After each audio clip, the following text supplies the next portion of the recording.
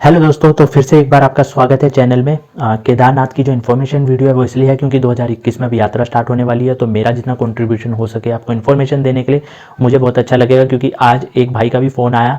उन्होंने स्पेशल मेरा नंबर लिया और उन्होंने मुझसे बात करी, बिकॉज उनको अप्रैल में पूरन भाई को जाना है केदारनाथ, बाइक्स में जा रहे हैं वो। तो अच्छा लगता है कि हम अपनी कुछ कंट्रीब्यूशन दे रहे हैं। एक और फ़ोन आया, इनामुल भाई का फ़ोन आया, इनामुल खान का। तो उन्होंने क्रिएटिव जोन, उनके सैलून है, हर जगह में उनकी ब्रांच है, बहुत अच्छा वो काम करते हैं। तो जब उन्हें पता लगा कि हम बद्रीनाथ जा रहे हैं तो वो स्पॉन्सर करना चाहते हैं। उनका मुझे अभी जस्ट फ़ोन आया था, तो मैंने सोचा ये बात भी मैं सबको बताऊं कि अगर आप कोई काम अगर एक शिद्दत से चाहोगे ना, तो उसका फल आपको कहीं ना कहीं मिलेगा। और ये पता नहीं था ऐसा भी होगा कि एकदम से कोई स्पॉन्सर के लिए बोलेगा, but thank you so much उसके लिए। एंड जब पूरन भाई से मेरी कॉल पे बात हुई थी, उसके बाद जस्ट मैंने एक व्हाट्सएप में स्टेटस देखा, एंड उसके बाद से थोड़ा सा माइंड डिस्टर्ब था, बिकॉज एक अच्छा सा नहीं जा रहा था माहौल। लेकिन फिर जैसे ही नामुल भाई का फ़ोन आया स्पॉन्सर के लिए, तो कहीं ना कहीं क्या है कि भगवान भी आपको उस चीज़ से बाहर निकालना चाहता है। मैं डिटेलिंग में भी वो चीज़ नहीं बता सकता हूँ, बट इतना कहूँगा कि कभी कभी क्या होता है कि भगवान आपको हज़ार रास्ते दिखा रहा होता है, लेकिन आपका मन सिर्फ एक ही जगह जा रहा होता है। तो भगवान कोशिश करते हैं कि आप उस चीज़ से निकल के कुछ अच्छा करो, और आपको वो चीज़ समझनी चाहिए। तो कहीं ना कहीं भगवान, जैसे हम बोलते हैं ना कि भगवान मेरे साथ ऐसा क्यों होता है, लेकिन वो क्यों नहीं है, वो शायद कहीं ना कहीं वो आपको समझा रहे हैं कि तेरे लिए ये चीज़ सही नहीं है, तू कुछ और कर और देख। तू एक बार बोलेगा कि भगवान हाँ, आपने मुझे सही राह दिखाई है, तो जो राह दिखा रहे हैं उस रास्ते में चलो। अपने एक दिल की बात शेयर करनी थी, ताकि मैं लाइफ टाइम तक जब भी ये वीडियो रहे तो आज का दिन 28 फरवरी मुझको याद रहे। जब लॉकडाउन खुले थे तो मेरा बहुत मन था केदारनाथ जाने का। सडनली प्लान मेरा बना और हेमंत को मेरे साथ गया था। हेमंत का मुझे पॉसिबल नहीं लग रहा था कि उसके घर वाले भेजेंगे, बट वो भी पॉसिबल हुआ क्योंकि शायद भगवान ने एक बुलावा भेजा था और मुझे जाना ही था। एक्टिवा में फर्स्ट टाइम गया था, रिस्क था, बहुत रिस्क भी उठाया था मैंने, क्योंकि मुझे कोई नॉलेज नहीं थी एक्टिवा में इतनी दूर हिल एरिया में जाना, वो भी दो बंदे एक एक्टिवा में, क्योंकि सीसी कम होते हैं। बट फिर भी हमने भगवान की दया से सब कुछ हमारा सही रहा। आपने व्लॉग देखे होंगे, नहीं देखे तो जाके देखो, अच्छा भी लगेगा और हेल्प भी मिलेगी बहुत। तो फटाफट स्टार्ट करते हैं हम डिटेलिंग में। 16 अक्टूबर 2020 को फर्स्ट डे था। सुबह 4 बजे मैं यहाँ से 36 सेक्टर गया था नया गांव से, और हेमंत को मैंने पिक किया था। 21 सेक्टर से हमने पेट्रोल भराया था, 284 रुपये का पेट्रोल भरा था। उसके बाद टैंक फुल होने के बाद अम्बाला हम 5 बजे पहुँच गए थे। वहाँ पे हमने छोटा सा एक टी ब्रेक लिया था 20-25 मिनट का।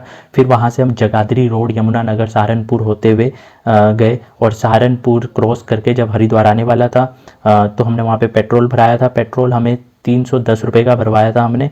और सहारनपुर में हमने सुबह ब्रेकफास्ट भी किया था 8 बजे, 8:30 बजे हम वहाँ से निकल चुके थे ब्रेकफास्ट करके, जो 160 रुपये का हमने ब्रेकफास्ट किया था।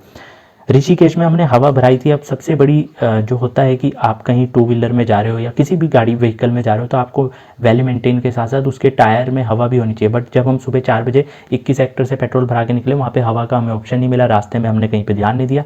लेकिन फिर भी हम सही सलामत ऋषिकेश तक पहुँचे, और ऋषिकेश में जब हमने हवा भराई तो कम थी टायरों में हवा, बट हमें कोई दिक्कत नहीं आई उसकी वजह से भी। ऋषिकेश जो तोता घाटी से होके देवप्रयाग जाता है रास्ता, वो बंद था, तो हमें टिहरी डैम वाया होके जाना पड़ रहा था, जो मलेथा श्रीनगर निकलता है, और उससे लगभग 40-50 किलोमीटर एक्स्ट्रा हमारी जर्नी हुई थी। बट हम टिहरी डैम भी घुमाए, ये अच्छी बात हुई उसमें। नरेंद्र नगर 1 बजे पहुंचे, हमने वहाँ पे मैगी खाई थी। 80 रुपये की मैगी पड़ी थी एज यूजुअल। 40 रुपये 50 रुपये मैगी रेट होते हैं बाहर। 2 बजे हम वहाँ से निकले, 1 घंटा हमारा वहाँ वेस्ट हुआ था। 35 किलोमीटर बाद हमने फिर से 250 रुपये का तेल भरवाया था, टैंक फुल करवा दिया था अपना 3 बजे। फिर 4 बजे हम टिहरी डैम पहुंचे थे, और वहाँ से 4:30 निकले, आधा घंटा हमने वहाँ भी स्पेंड किया था। और रात को 7 बजे हम श्रीनगर पहुँच गए थे। वहाँ पे श्रीनगर में फिर हमने मोमोज़ वगैरह खाए थे 80 रुपये के, और हमने रूम लिया था, वो हमें सस्ते में मिल गया था, 500 रुपये में हमें रूम मिल गया था। आप वीडियो में देख सकते हो हमने कहाँ लिया था। और डिनर हमने 135 रुपये में किया था। गाइज़, ये था हमारा डे 1 का शेड्यूल। 6:30 बजे हम उठे, और हमें निकलते निकलते 7:41 हो चुके थे। तो हम वहाँ से निकले, 8:20 पर हम धारी देवी मंदिर पहुँचे थे, और 9 बजे फिर हम वहाँ से धारी देवी से निकले थे। धारी देवी मैं सेकंड टाइम गया था उसी साल में, क्योंकि हम उससे पहले होली में तुंगनाथ होके भी आए थे। आप वो व्लॉग भी देख सकते हो, ऊपर आई बटन में आ रहा होगा लिंक। तुंगनाथ शिवजी भगवान का सबसे ऊंचा मंदिर है, और 5 केदारों में से एक केदार है। तिलवाड़ा में हमने 280 रुपये का पेट्रोल भराया था, हमने टैंक फुल करवा दिया था तिलवाड़ा में भी। उसके बाद 11 बजे हम कुंड पहुंचे थे। कुंड से एक रास्ता जाता है तुंगनाथ के लिए, और एक रास्ता जाता है केदारनाथ के लिए। रास्ते में हमें कहीं पे भी कोई दिक्कत नहीं आई थी। कुंड में जहाँ पे रिवर भी बह रही थी, आप वीडियो में देख सकते हो, उसमें क्लियर नहीं दिखेगा, हल्का सा सुनाई देगा। वहाँ पे हमें एक पुलिस वाले ने बोला था कि आप कहाँ से आए हो, अपना DL दिखाओ। तो जब उन्होंने देखा चंडीगढ़ नंबर है तो उन्होंने फिर उसके बाद DL नहीं देखा, मैं निकालने लगा तो उन्होंने मना कर दिया। तो ये चंडीगढ़ नंबर देख के, क्योंकि चंडीगढ़ में जिस तरीके से ट्रैफिक रूल्स को फॉलो करते हैं लोग और चंडीगढ़ में एक सिस्टम है, तो लोगों को लगता है, बाहर के लोगों को लगता है कि चंडीगढ़ में बहुत अच्छा सिस्टम है, और कहीं हद तक चंडीगढ़ में अच्छा सिस्टम है और आगे हो भी रहा है। तो ये एक अच्छी बात है चंडीगढ़ के लिए भी। गुप्तकाशी से पहले 1-2 किलोमीटर पहले हमने मैगी और टी ब्रेक लिया था, 100 रुपये हमारे वहाँ पे लगे थे, आधा घंटा हमने वहाँ पे रेस्ट किया था। बट आपको ये बता दूँ कि रास्ता बहुत ज़्यादा ख़राब है, कुंड से लेके अपना सोनप्रयाग तक बहुत ही ज़्यादा गंदा रास्ता है। हमें पता है कि हम कैसे गए हैं और भगवान का नाम लेते लेते पहुँचे, क्योंकि रिस्क लग रहा था कि शायद कहीं एक्टिवा जवाब ना दे जाए रास्ते में। 2 बजे हम सोनप्रयाग पहुँच गए थे, 2:28 पे हमने वहाँ से टैक्सी ली थी सोनप्रयाग से, और जो गौरीकुंड तक जाती है 2-3 किलोमीटर का रास्ता है, 30 रुपये पर पर्सन उसका किराया होता है। और सोनप्रयाग में जहाँ पे हमने एक्टिवा खड़ाई थी उसमें 24 घंटे के 50 रुपये पार्किंग थे, 24 घंटे के बाद प्लस 30 रुपये उसमें ऐड हो जाते हैं पार्किंग में। 60 रुपये हमने हेलमेट के अलग से दिए थे, और हमारे पास जो वो था हवा भरने का पंप था वो भी हमने वहीं पे जमा करवा दिया। 3:12 पे हमने गौरीकुंड से जो पैदल ट्रैक होता है 18-20 किलोमीटर का, एग्जैक्टली मुझे नहीं पता कितने किलोमीटर है, सुनने में यही आता है कि 18 से 20 किलोमीटर का ट्रैक है, जो हमने 3:12 पे गौरीकुंड से स्टार्ट किया था। उससे पहले हमने लॉकर में भी अपना बैग रखवाया था, क्योंकि हमारे पास 2 बैग थे, जो कि हमने अच्छा किया। हमारे पास 2 बैग थे तो हमने ज़रूरी सामान एक बैग में रखा और दूसरा बैग हमने वहाँ पे लॉकर में रखवा दिया। वहाँ पे लॉकर सिस्टम मतलब ये है कि वहाँ पे जैसे घर हैं, दुकानें हैं, तो वही रख देते हैं अपने पास, आपको पर्ची दे देते हैं। 100 रुपये बोल रहा था, हमने बार्गेनिंग करी, 50 रुपये में उसने रख दिया था। तो हमारे पास से एक बोझ कम हो गया, ताकि हम बारी बारी डिस्ट्रीब्यूट कर सकें उसको आराम से और अपना ईजिली चल सके ट्रैक में। 5 बजे हमने मनीष भाई के वहाँ पे रुके हम टेंट में। आपने वीडियो में देखा होगा, बहुत ही मस्त बंदे हैं, बहुत ही अच्छे हैं, और जेन्युइनली उन्होंने आते समय हमें डिस्काउंट भी दिया था। तो आप भी कभी जाना और उन्हें बोलना ये चीज़, तो वो आपको डिस्काउंट ज़रूर देंगे। तो उनके पास हमने मैगी और चाय ली थी, जो कि हमें लगभग 140 रुपये की पड़ी थी, क्योंकि वहाँ पे 50 रुपये की मैगी थी और 20 रुपये की चाय थी। फिर 9 बजे रात को हम लिंचोली पहुँचे थे, क्योंकि काफ़ी हम थक चुके थे, चढ़ाई बहुत खतरनाक है, प्लेन रास्ता कम है, चढ़ाई वाला ज़्यादा है, इस वजह से हम थक चुके थे। और हमारे साथ में 2 और लोग ज्वाइन हो गए थे, जो कि एक उनके फादर थे और एक बेटा था, बेटा हमारी उम्र का ही था। तो उनके फादर ज़्यादा थक चुके थे और हमको उनका साथ मिल गया था, क्योंकि गलती ये हो गई थी कि हम टॉर्च नहीं लेके गए थे रात को, वहाँ पे कुछ भी नहीं दिख रहा था। तो उनके पास टॉर्च वगैरह थी, हम उनके साथ साथ थे, लेकिन उनके फादर थक चुके थे, जिस वजह से फिर उन्होंने लिंचोली में रुकने का मन बनाया। लेकिन मेरा मन था कि हम ऊपर रुकेंगे, लेकिन फिर हमें उनके साथ रुकना पड़ा लिंचोली में। तो वहाँ पे गढ़वाल भवन के जो टेंट थे, हमने वहाँ पे टेंट पे रुके, तो वहीं पे हमने खाना भी खाया। टेंट में हम जहाँ पे रुके थे कैंप में, वो हमें 200 रुपये पर पर्सन पड़ा, तो 400 रुपये में हम दोनों, हेमंत और मैं, रुक गए थे। और हमने जो डिनर किया वो 145 रुपये का वहाँ पे डिनर कर लिया था। तो लगभग रात को, उस दिन रात को भी मेरे को नींद नहीं आई है, उस रात को भी मैं 1 बजे सोया हूँ। मैंने फ़ोन पे बात करी थी, पहले मेरे कज़न संदीप हैं उससे बात करी, एंड उसके बाद मैंने एक और हैं जिनसे मैंने बात करी काफ़ी देर तक, 1 बजे तक, एंड उसके बाद हम सोए। डे 3 स्टार्ट होता है हमारा, और सुबह मैं 4:45 पे उठ गया था। नींद मेरी जल्दी खुल गई थी, क्योंकि जब भी मैं ट्रैवलिंग में जाता हूँ तो लेट सोता हूँ, जल्दी उठ जाता हूँ, ये पता नहीं क्या बात है अपने आप में। और बाहर इतनी तेज़ हवा चल रही थी, मैं डर गया था, मुझे लगा शायद से कहीं तूफ़ान आ गया है या बारिश हो रही है, तो थोड़ा घबराहट सी हो गई थी। लेकिन जब बाहर जाके देखा तो बहुत ही ज़्यादा तेज़ हवा चल रही थी उस टाइम। उसके बाद हमने 5-5:30 लगभग अपना ट्रैक स्टार्ट किया था दोबारा से। और हम सुबह जहाँ पे हमने ब्रश किया है, आप वीडियो में देख सकते हो, जहाँ से मंदिर सामने ही दिखाई दे रहा है, वहाँ हम 7:53 पर पहुँच गए थे। 8:45 बजे के करीब हम मंदिर में थे, वहाँ पे हम दर्शन कर रहे थे, लाइन में लगे थे। एंड दर्शन करने के बाद लाइव भी आया था मैं वहाँ से फेसबुक अकाउंट से अपने। देन 10:30 बजे हमने वहीं पे लंगर मिल रहा था, वहाँ पे हमने लंगर भी खाया, जिसमें मैंने मजाक मजाक में कहा है कि भाई बजट ट्रिप ऐसी होता है कि जितना जहाँ से आप कम कर सको अच्छा है, तो लंगर हमें मिल गया था।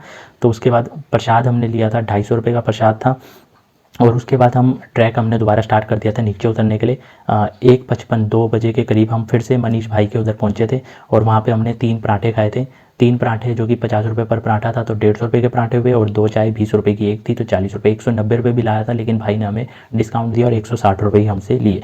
2:30 बजे हम वहाँ से निकले थे, और 3:55 पर हम गौरीकुंड पहुँच गए थे। गौरीकुंड पहुँचे, पर वहाँ पे हमें टाइम लग गया, क्योंकि जहाँ लॉकर में हमने सामान रखाया था वो लड़का गायब था। वो कम से कम लगभग 20-25 मिनट बाद आया, जिस वजह से हमें टाइम लग गया वहाँ पर। उसके बाद 4:40 पे हमने सोनप्रयाग से अपनी एक्टिवा निकाली, और 4:45 हम वहाँ से निकल चुके थे।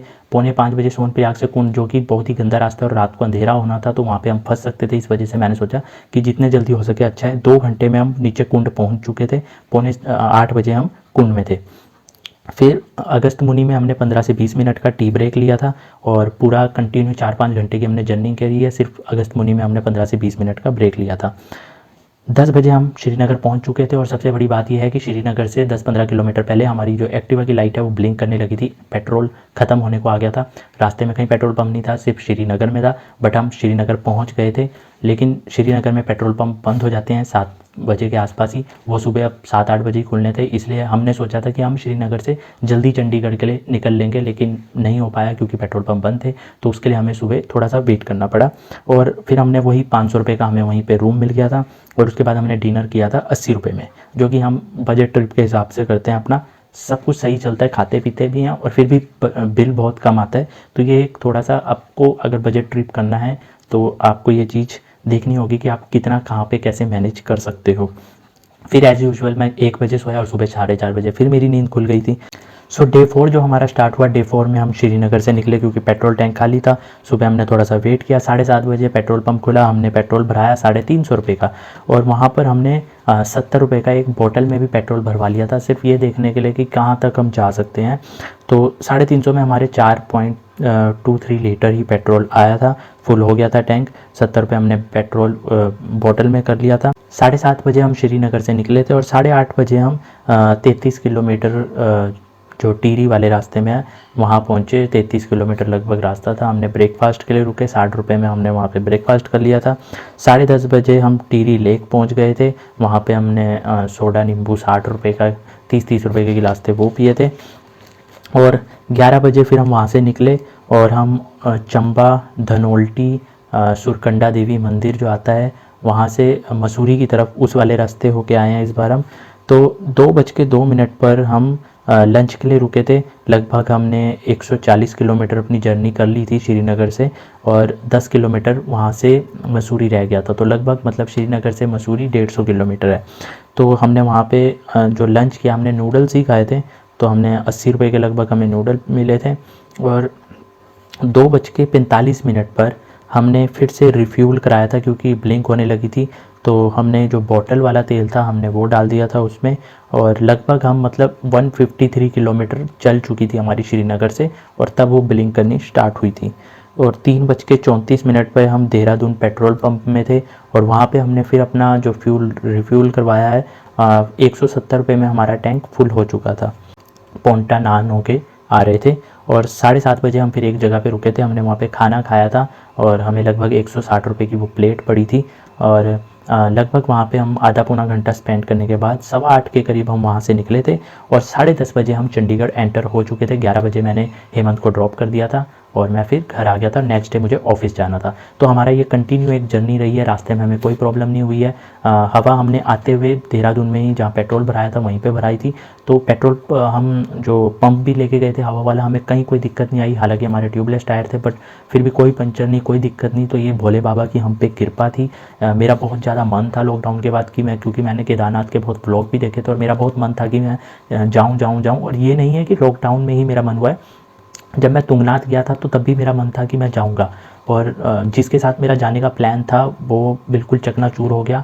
ये अकेला जो प्रोग्राम था मेरा मुश्किल था क्योंकि बसेस बंद थी कोविड की वजह से, लेकिन फिर भगवान ने कहीं ना कहीं एक जो मन था मेरा और भगवान का बुलावा था तो एज़ यूजुअल हेमंत का साथ मिला और मैं गया। और अभी बद्रीनाथ का भी मेरा बहुत ज़्यादा मन था और अचानक से बस संदीप से बात हुई और संदीप ने कहा कि नहीं तू प्लान को डन कर एकदम, जबकि मुझे उम्मीद नहीं थी कि वो इस प्लान को डन करने के लिए कहेगा और उसने बोला और फिर मैंने डन किया और फिर अब एक के बाद एक जुड़ रहे हैं स्पॉन्सरशिप। तो काफ़ी कुछ अच्छा भी हो रहा है और बस यही कहना चाहूँगा कि अगर आपके दिल में श्रद्धा भक्ति है, वैसे मैं आपको बता दूं कि मैं इतना ज़्यादा धार्मिक नहीं हूँ, मतलब धार्मिक मैं इतना था नहीं। हाँ ये है कि मैं विश्वास करता हूँ, पूजा पाठ भी मैं कभी कभी करता हूँ, रेगुलर नहीं करता हूँ मैं, लेकिन मैं कभी किसी का बुरा नहीं करता हूँ। अगर अनइंटेंशन कभी हुआ हो तो वो हो सकता है, क्योंकि मैं ये नहीं बोल सकता हूँ कि मैं बहुत ही ज़्यादा अच्छा हूँ, बट हाँ जो मेरे साथ अच्छे हैं मैं उनके साथ बहुत ही ज़्यादा हम्बल अच्छा हूँ, ये सब जानते हैं। एंड मेरे साथ लोग अच्छा बनते हैं बट होते नहीं हैं, ये भी बहुत लोगों को पता भी है।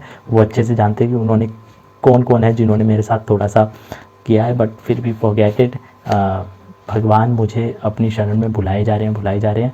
तो आई थिंक कहीं ना कहीं, क्योंकि मैं अपनी वो अच्छेपन को अपने तक रख रहा हूँ, उसको मैं ख़राब नहीं कर रहा हूँ अपने अच्छेपन को। तो आई थिंक इसीलिए शायद भगवान कहीं ना कहीं मुझ में अपनी कृपा दिखा रहे हैं, और ये मैंने महसूस किया है। और ये एक बार महसूस नहीं किया है, कभी फुर्सत में मैं एक वीडियो बनाऊंगा डिटेलिंग में कि मैंने मेरे साथ क्या क्या चीज़ें अचानक से ऐसी हुई हैं जो खुद एक अपने आप में चमत्कार से कम नहीं है। तो ये कभी मैं आपको फुर्सत में बताऊंगा, और यही कहूँगा कि यार उत्तराखंड बहुत ही अच्छी जगह है, एक्सप्लोर करो। हालांकि जो भी ये आपदा आती है उस वजह से काफ़ी कुछ हमें भी डर लगता है। हम भी जब फर्स्ट टाइम जा रहे थे तो थोड़ा सा होता है घबराहट, बट ऐसा नहीं है। होनी तो देखिए कभी भी कुछ भी हो सकता है, बट अगर आपके मन में आस्था है तो आप जाइए। बट हाँ ये है कि आप बरसात में अवॉइड कीजिए। अभी भी जैसे 2021 में यात्रा स्टार्ट होगी तो आप उसमें देख लेना कि कब यात्रा स्टार्ट हो रही है, कब कपाट खुल रहे हैं। तो आप कोशिश करना कि जुलाई अगस्त, जो कि एक टाइम होता है जिस टाइम पे बरसात बहुत ज़्यादा होती है, और उत्तराखंड में बरसात मतलब कहीं ना कहीं एक डर होता है, तो आप उस चीज़ को अवॉइड कीजिए। बेस्ट आपके लिए यही रहेगा कि आप अप्रैल मई जून देख सकते हैं, एंड उसके बाद जुलाई अगस्त अवॉइड करके आप अक्टूबर देख सकते हो, सितंबर अक्टूबर। क्योंकि मैं मार्च में गया था तुंगनाथ, और अक्टूबर में गया हूँ केदारनाथ, और मेरे को कोई भी प्रॉब्लम फेस नहीं हुई है। तुंगनाथ भी जब भी मैं गया था तो वहाँ पर भी मुझे कोई प्रॉब्लम फेस नहीं हुई थी, और वहाँ पे भी मतलब वहाँ पे भी भोले बाबा ने मुझ पर अपनी कृपा बरसाई थी। आई थिंक वीडियो में आप देखोगे तो आपको कहीं ना कहीं समझ आएगा। तो कुछ चीज़ें मैं बता नहीं सकता हूँ क्योंकि कुछ चीज़ें सीक्रेट है, बट भगवान की कृपा हमेशा रही है। और अभी बद्रीनाथ जाएंगे, और वहाँ पर भी आई थिंक सब कुछ अच्छा ही होगा, क्योंकि भगवान का बुलावा है तो सब कुछ अच्छा होगा। और जब आके फिर मैं आपको अपना एक्सपीरियंस शेयर करूँगा तो आपको भी कहीं ना कहीं उस चीज़ से समझ आएगी कि मैं क्यों बोलता हूँ कि अगर आप खुद दिल से अगर आप साफ़ रहोगे तो भगवान भी कहीं ना कहीं आपकी मदद ज़रूर करेंगे। So thank you so much guys. उम्मीद करूँगा कि आप मेरे व्लॉग्स देखें, लाइक कमेंट शेयर करें, सब्सक्राइब करें, और ताकि मोटिवेशंस मिलती रहे ऐसी, और हम आगे और भी ऐसी उत्तराखंड को एक्सप्लोर करते रहें। जब हम छोटे होते थे बचपन में, हम भागते भागते कितना गिरते थे, तो इसका मतलब हमें चोटें लगती थी, इसका मतलब ये तो नहीं कि हम चलना ही छोड़ देते थे या हम भागना ही छोड़ देते थे। तो ऐसा नहीं होता है, ज़िंदगी है, ज़िंदगी का फ़लसफ़ा यही है। तो आपको बस चलते रहना है, और अपनी जो अच्छाई है वो लोगों तक फैलाते रहो, और खुश रहो, और सबको खुश रहने दो। So thank you so much. बस ऐसे ही अपना प्यार मुझे देते रहो, और सब्सक्राइब कर लेना चैनल को, और वीडियो शेयर ज़रूर करना। So thank you so much.